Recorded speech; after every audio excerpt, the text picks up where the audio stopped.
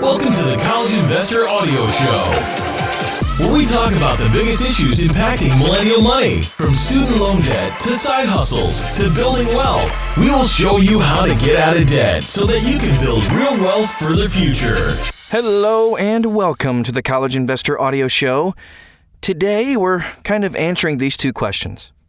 Wouldn't it be nice if you could make better use of money tied in your investment portfolio, maybe for an emergency or to pay down a high-interest credit card? Today, how to borrow from your investment portfolio.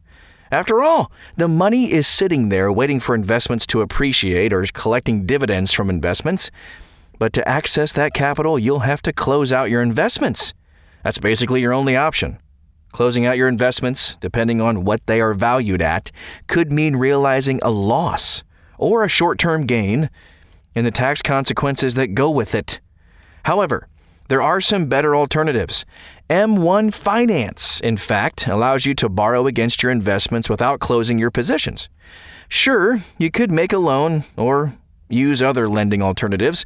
From M1's finance page, you'd be looking at the following rates. If you took out some credit card debt, over 17% APR. A student loan is still between 4.5 and 7%. A HELOC is still just a tick above 5%. An auto loan, just above 4% and just under 5%. A mortgage is still just a tick above 4% to take out any of those loans. But using M1 Finance, your rate will be lower than those. So today we're actually going to go through M1 Finance's borrowing rates and see how this all works. A quick summary. 3.5% on borrowed funds, 2% rate with the Plus plan, and we'll get to that in a second. It does require a portfolio value of at least $10,000. A maintenance call can result in your investment holdings being liquidated by M1 Finance. We'll go through all of that. First of all, who is M1 Finance? Well, they're a fintech that provides checking, brokerage, and loan services. M1 is not a bank, though. It is basically a brokerage with a checking account. M1 was founded in 2015 and is based in Chicago. Its CEO is Brian Barnes. The company has raised $53.2 million in funding up to a Series B round. M1 reached over $1 billion in assets at the beginning of 2020. We want that to be as easy and automated as possible, while still letting our clients maintain the control they desire. With M1, you can build an entire wealth strategy in only a few clicks, down to individual stocks and ETFs. We take it from there, handling all the day-to-day optimization, rebalancing, and reinvesting according to your instructions, so you can spend more time building strategies and less time executing them.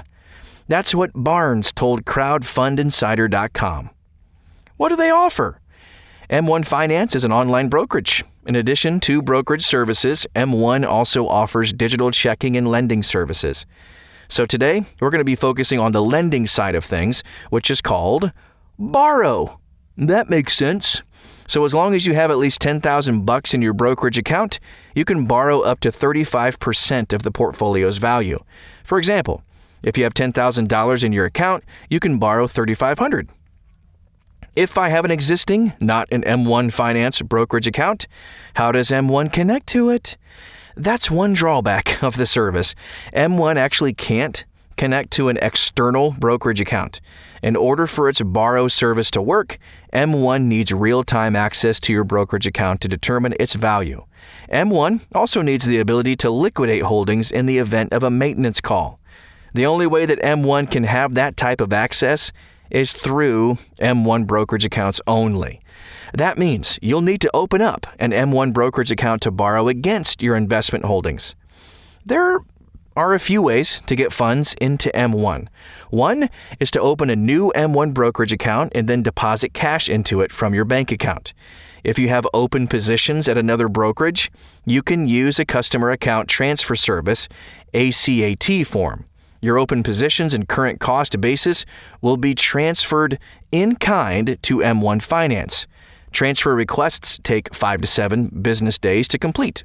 You can also wire funds from your bank account into M1. Be aware, though, that your bank will likely charge a wire fee. The basic M1 Borrow plan doesn't have a monthly fee. The rate on borrowed funds is 3.5%. Not bad. Now let's talk about the M1 Plus account. So for $125 a month, you can reduce the lending rate to 2%. In addition to a better rate, the Plus plan also gives you a 1% APY checking account rate and 1% cash back when you use your M1 card for purchases. Even at the 3.5% rate, M1 beats the rate charged at most brokerages by a few percentage points. You can see a really cool chart about this at thecollegeinvestor.com. Maintenance calls. Let's talk about those for a second. So if the equity value falls below M1's threshold, which is under 30% of account value, you'll receive a maintenance call. This can result in holdings being sold by M1 to bring the equity value back to the minimum 30% of the account value. However, if you have additional credit available on your M1 line of credit, M1 will borrow against your line in the amount needed to cover the maintenance call. You can also just simply deposit funds into the account to push the equity value back above 30%. Are there any fees? Like most brokerages, M1 Finance doesn't have any investment commissions. Nice. If you want the lower 2% borrow rate, you'll have to pay $125 a month for the Plus plan. How do I open an account? Visit m1finance.com to open an account. Is my money safe? Yes. M1 Finance checking accounts are FDIC protected and investments are protected by SIPC. Is it worth it? Is the last question we'll ask today. So if you believe that borrowing against your investments is something you need, then M1 Finance with its low lending rates, I think it's a pretty good deal. Just be careful not to push your brokerage account into a maintenance call, as that can result in your holdings actually being liquidated to satisfy the call. Thanks for stopping by today to the College Investor Audio Show. Once again, you can check out M1 Finance and a full review of everything, and also links and resources and more at thecollegeinvestor.com.